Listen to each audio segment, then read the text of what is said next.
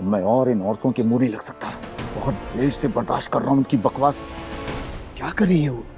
जरा शांत तो हो ना। हम हमारी बेटी दे रहे हैं। विलास बेटी दे रहे हैं, इसीलिए साफ साफ बात करना जरूरी है।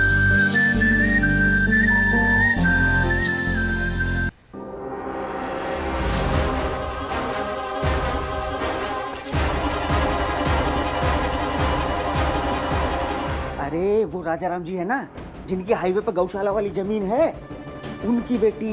बहुत कठिन परीक्षा देनी पड़ रही है राजा राम जी की बेटी को। जलते अंगारों पे चलना आसान है क्या?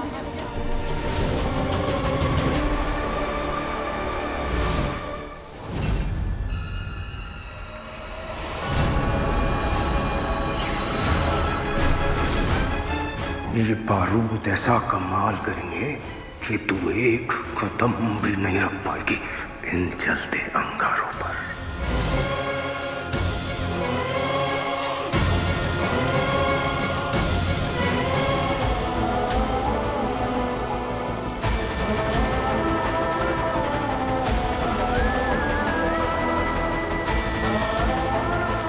पापा, हिम्मत दो हमें।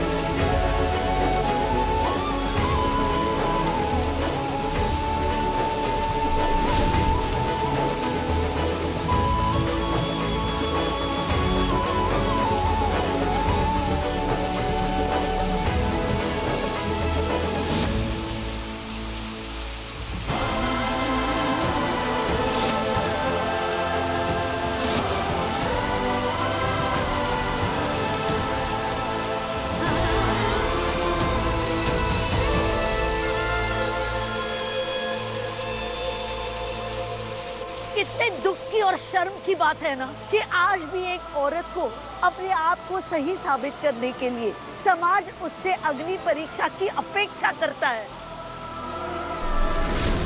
आप सबने की, लेकिन इस परीक्षा में मेरी बेटी अव्वल आई।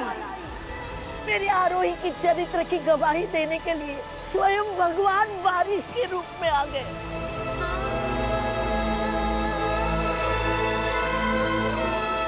अभी भी है कोई इस मित्तल गांव में जो भगवान की गवाही को झूठा साबित कर सके?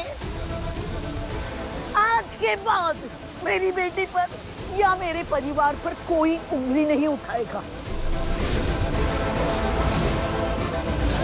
अब उंगली उठेगी उस आदमी पर जिसने मेरी बेटी पर ये घटिया इल्जाम लगाए हैं।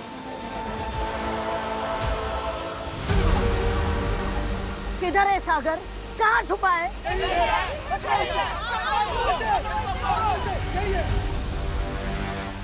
देख, आज तेरी कही हर बात, हर इल्जाम गलत साबित हुआ है सागर।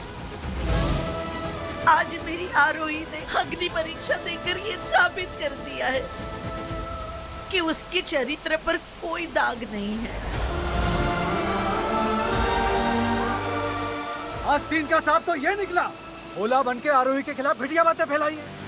अब बताइए प्रधान जी, आग बंद करके पंचायत इस सागर का पक्ष रख रही थी, अब इसके लिए क्या सजा तय करेगी बताइए।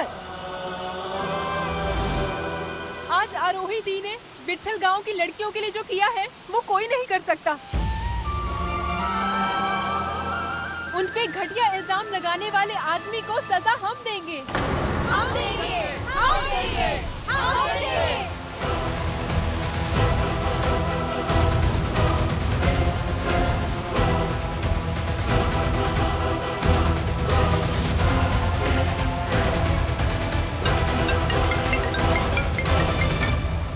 ये लड़का हमारे लिए हुक्म का इक्का बन सकता है।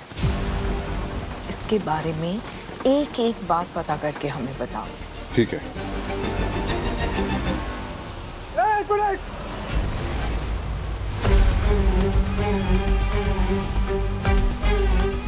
जो आप लोगों ने किया है ना आज मेरे साथ, ये ठीक नहीं हुआ है। एक एक को हिसाब चुकाना पड़ेगा इसका, एक एक को मार दूंगा मैं। चाको रघुवंशी नाम है मेरा, याद रखना।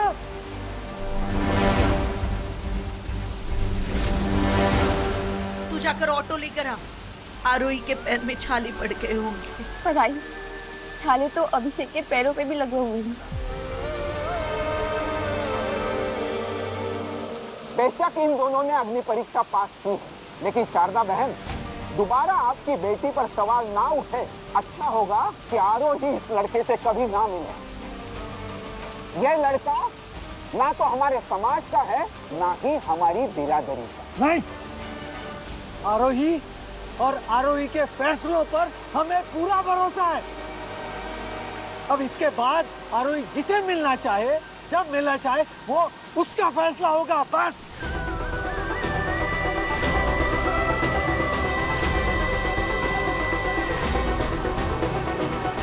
अरे ऐसी कठिन परिस्थितियों में परिवार वाले भी छोड़ जाते हैं। बेटा, तुम मेरी आरोही के साथ अंगारों पे चले हो,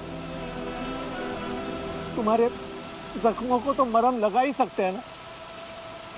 चलो हमारे साथ।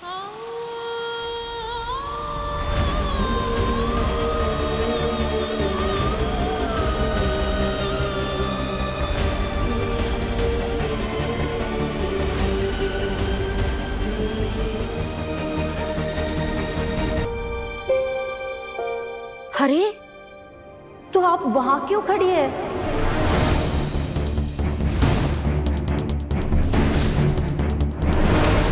यहाँ आइए ना, सबके साथ बैठिए।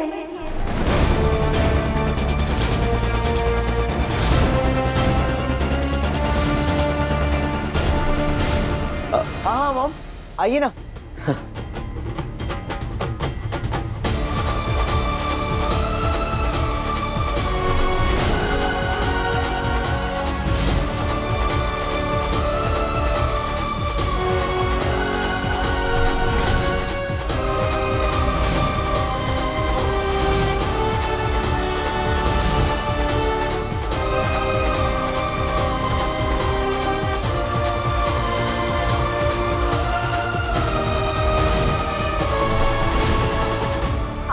क्यों रुक गई? आप भी आइए ना। आप लोग चाय नाश्ते का इंतजाम कीजिए, ये लोग बहुत दूर से सफर करके आ रहे हैं।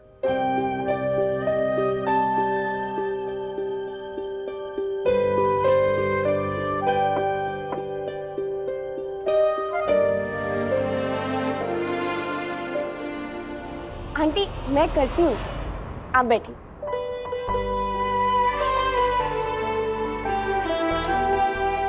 अनुराधा, नौकरों को सर्व करने दो, तुम बैठो। मैंने कहा बैठो।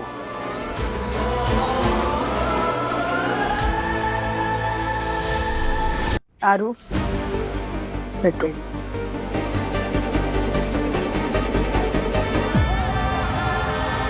देखिए, आज हम लोग जिस चीज के लिए यहां मिले हैं, पहले उस पर बात कर लें। लड़का लड़की ने एक दूसरे को पसंद कर लिया है, हमें तो सिर्फ तारीख तय करनी है।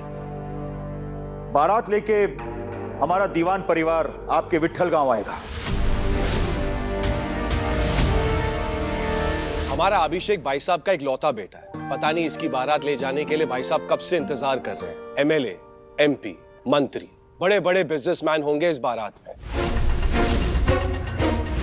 इतने सारे वीआईपीज आपके गांव में पहले कभी किसी ने एक साथ नहीं देखा होगा, और इसके बाद आप सब लोगों की भी इज्जत बहुत बढ़ने वाली है। माफ कीजिएगा, पर हमारे विट्ठल गांव में बड़े और 5 स्टार होटल्स नहीं हैं। पर हम अच्छी से अच्छी धर्मशाला का इंतजाम करने की पूरी कोशिश करेंगे। Are you serious? धर्मशाला?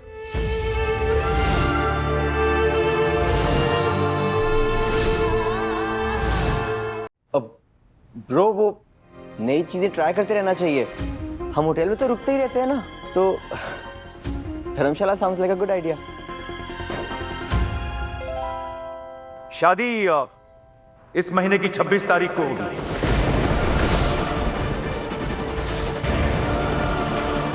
पंचांग नहीं देखा, पंडित जी से नहीं पूछा, ऐसा क्या है 26 तारीख को जो आप उसी दिन शादी करना चाहते हैं?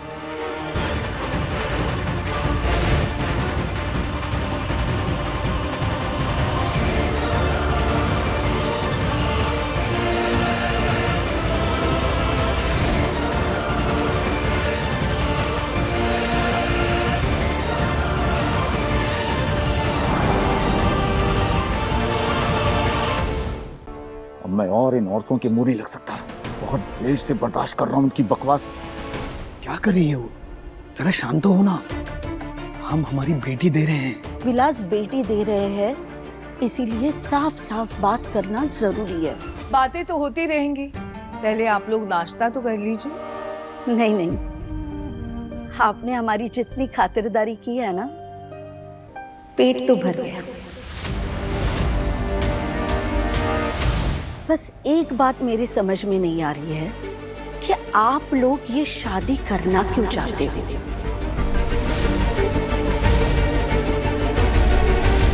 लेकिन मैं ये जानती हूँ कि मैंने अपनी बेटी को स्वाभिमान के साथ बढ़ना सिखाया है। दहलीज के उस तरफ दबकर रहने की शिक्षा नहीं दी है मैंने इसे।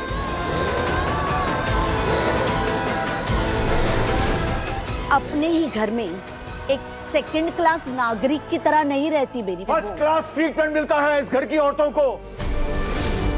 आपने इनके गहने कपड़े ध्यान से देखे नहीं? इनके एक एक गहने से आपका पूरा विट्ठल गांव पल जाए।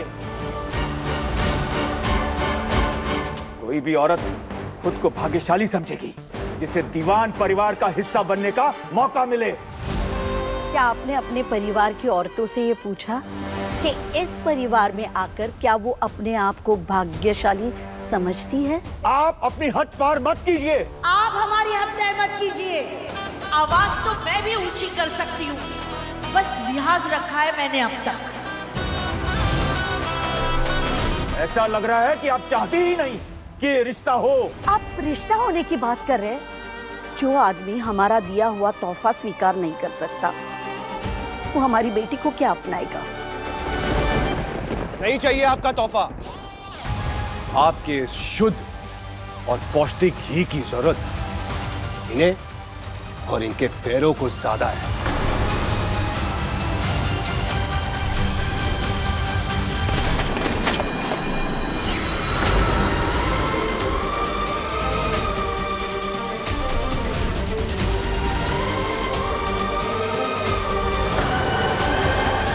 बस, ये क्या कर रहे हैं आप चाचू? और वो जो कर रहे हैं? बस कीजिए सब लोग। बुआ जी, आपने इतने प्यार से बुलाया उसके लिए धन्यवाद, पर ये शादी नहीं हो सकती।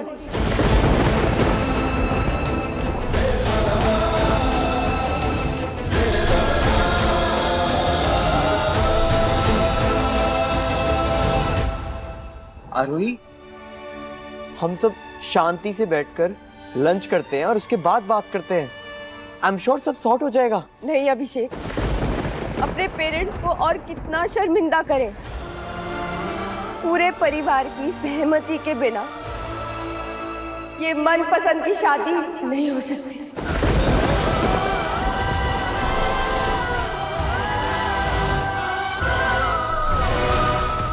चलिए आइए। जाने से पहले एक बात मैं आपसे कहना चाहूंगी। पत्नी को अर्धांगिनी कहते हैं, आधा अंग, जो हमेशा साथ रहती है, जैसे शिव के साथ पार्वती,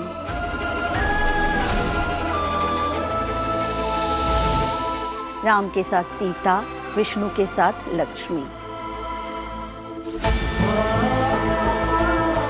ना आगे ना पीछे, हमेशा साथ। इसलिए अब आप भी शुरुआत कीजिए अपने पत्नी के साथ बैठने की।